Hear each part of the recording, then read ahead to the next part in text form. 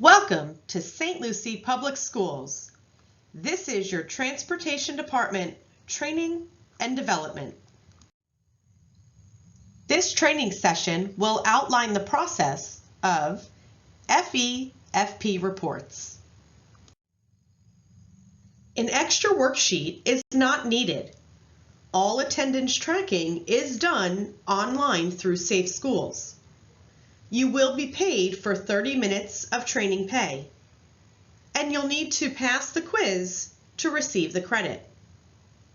There is no need to print or email your certificates as we pull the completion reports directly from Safe Schools. Again, an extra worksheet is not needed. The purpose of this training is to educate our staff on the overall process of the Florida Education Finance Program, otherwise known as FEFP. The St. Lucie Public Schools Transportation Department heavily relies on the accuracy in reporting from our bus drivers as we count our student ridership. It is essential in order to obtain the necessary funding from government agencies to cover the cost associated with transporting students to and from school. Each and every student that boards our buses needs to be accounted for. So what exactly is FEFP? It's how school districts receive funds from the federal government. All school funding, including transportation, is a blend of federal, state, and local dollars. The St. Lucie Public Schools Transportation Department is required to conduct an FEFP survey count 4 times a year. 2 are done during the regular school year and 2 over the summer. Basically, FEFP is what pays us.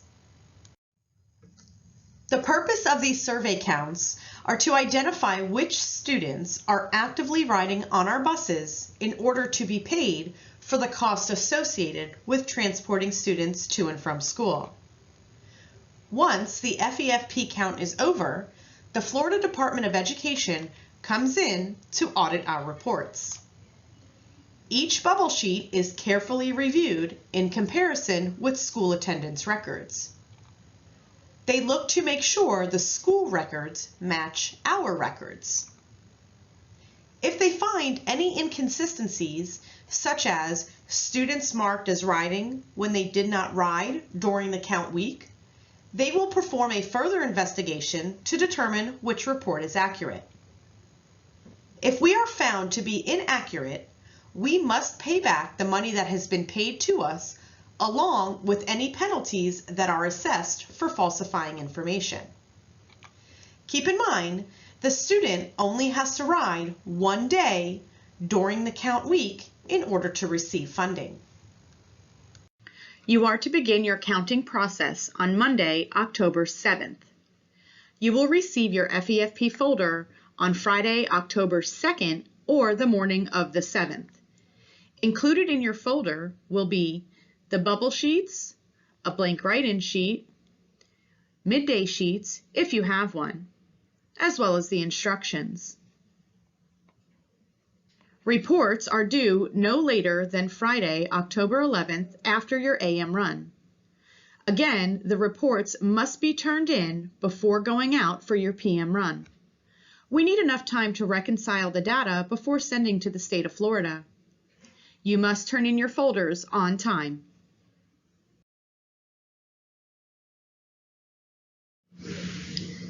Here is some important information to keep in mind when completing your reports. You may use pen or pencil to complete the FEFP report. And if your sheets get damaged, contact Ms. Cruz for a reprint. The contact information will be available at the end of this training. You get paid to complete your FEFP reports, so please take your time. Be thorough. We need to make sure we are getting the correct count. So that means pay attention to your riders, both in the AM and the PM. And stock up on student cards. You can hand these to students as they board the bus and then collect them as they get off the bus. These help take the guests out of the game. Now let's take some time to review the bubble sheets.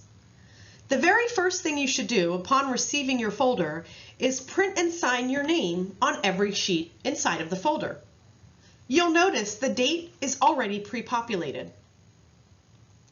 Now looking at the left-hand corner, you'll see the route identifying information. And directly below that is a list of your riders, student names, and their 562 number. They will be listed in order by bus stop. For example, Lenny, his stop is at Starfish and Gemini. Now let's look at the center section with the bubbles. Please do not bubble any of these in. You will only bubble the days under the week. You are to monitor and log your students' boarding every day for the next 5 days. And clearly bubble in the circle under the first day the student rode the bus. Again, we only need 1 day bubbled. This is a big time saver for you. If they rode the bus multiple days of the week, you still only need to fill out the first day the student rode. If they did not ride on Monday, but rode on Tuesday, leave Monday blank and bubble in Tuesday. If the student did not ride any of the 5 days, leave all of the bubbles blank. Never mark a student as riding if they did not board your bus during this count week. When you have completed your bubble sheets, you'll need to double check that every single page is signed in the box in the top right-hand side. Again, the date will be pre-populated for you, but you still must print and sign your name on each and every sheet in your folder. Any forms not signed will be returned and can jeopardize funds, as the state considers unsigned reports as incomplete reports. So just take a few extra minutes and make sure that each and every page has your name printed and signed. You'll notice several barcodes all over the bubble sheets. We use scanners to capture each rider. Please be very careful not to write over any barcodes. If the code is compromised, it will not scan, resulting in the student not being added to the count. If you made an error on your bubble sheet or it somehow gets damaged, again, we can print a new sheet for you. See your area manager or you can contact Ms. Cruz. What is a write-in? Students are always coming and going into the school district, and routes consistently change. Although we do our best to make sure the routes are as up to date as possible, it's almost impossible to keep them current with the ever-changing influx in students. Therefore, there may come a time that a student rides your bus and he or she is not listed on your bubble sheet. When this happens, you'll need to manually document their information on the write-in sheet provided to you in your FEFP folder.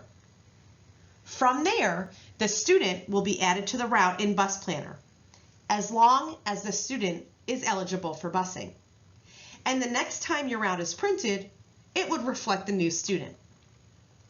Keep in mind that just because a student boards your bus does not mean they should be. There can be multiple reasons why a student has been deemed ineligible for school transportation. If it is determined that a student you have listed on the write-in sheet is not eligible for transportation, they will not be added to the route. Now we're going to spend a few minutes looking at a write-in sheet. Again, if a student rides your bus and is not listed on your bubble sheets, you'll need to properly complete a write-in sheet. Notice the columns: date, road, school, grade, first name, last name, ID number, and the bus stop. Please make sure to write clear, as we have to take the information from the write-in sheet and manually add it to the final count report. If we're unable to read the info, we may lose funding for those students. Please do not list birthdays, phone numbers, or addresses, as we're not able to research by that.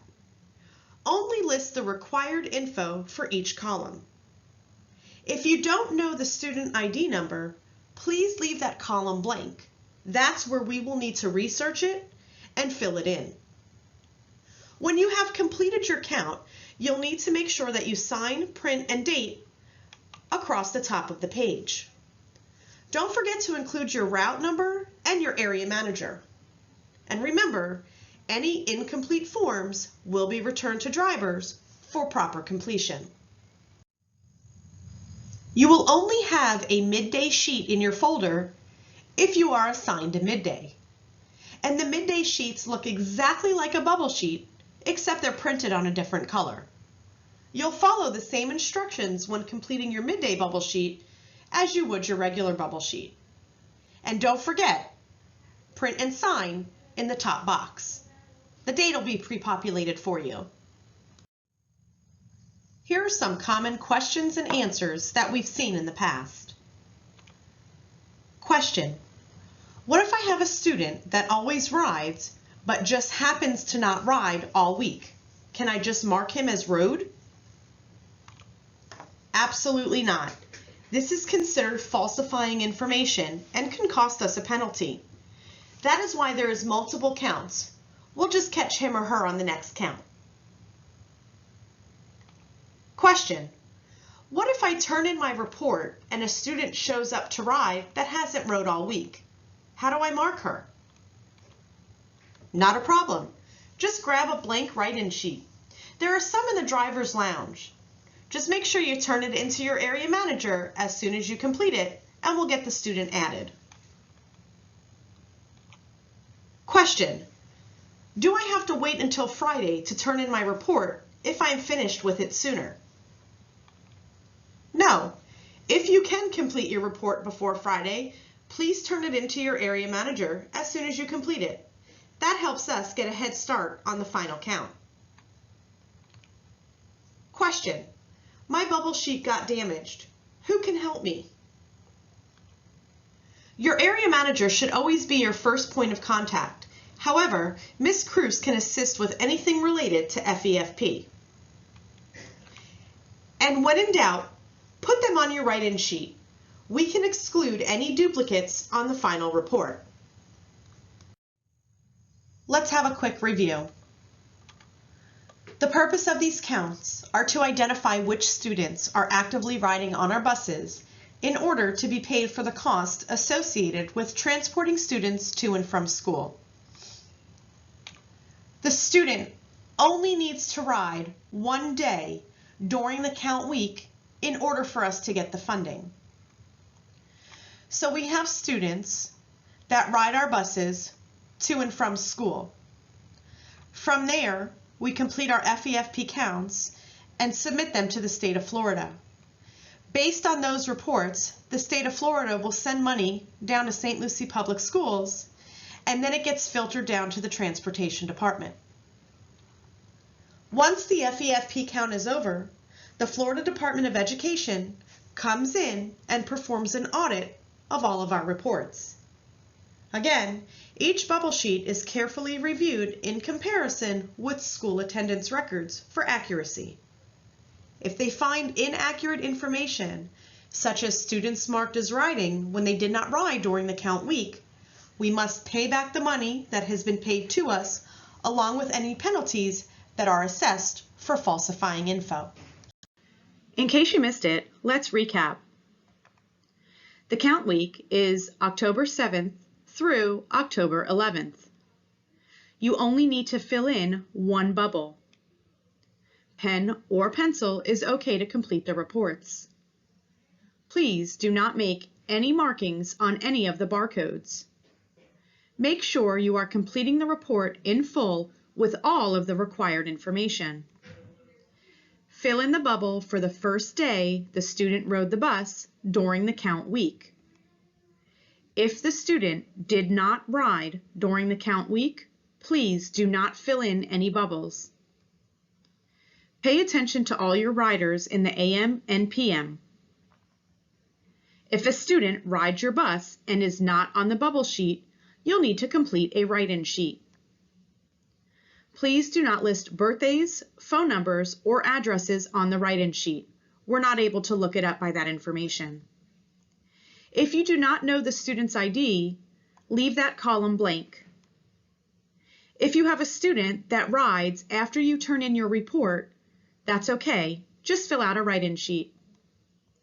Write clear and be sure you are signing and dating all of your forms, including the write-in sheet. And again, your reports are due to your area manager no later than Friday, October 11th after your AM run. Again, please make sure you turn in those reports before you go out for your PM run on Friday, October 11th. If you need further training on the FEFP reporting process, please see Mrs. Cruz in the South Compound, or you may contact me directly at the information below.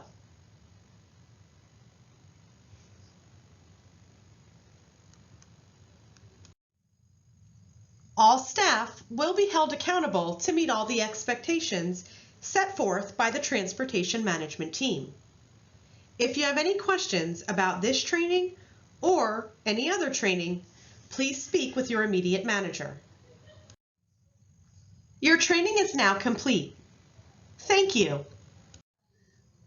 Please proceed to the following quiz. You'll need to pass it in order to receive credit for this training.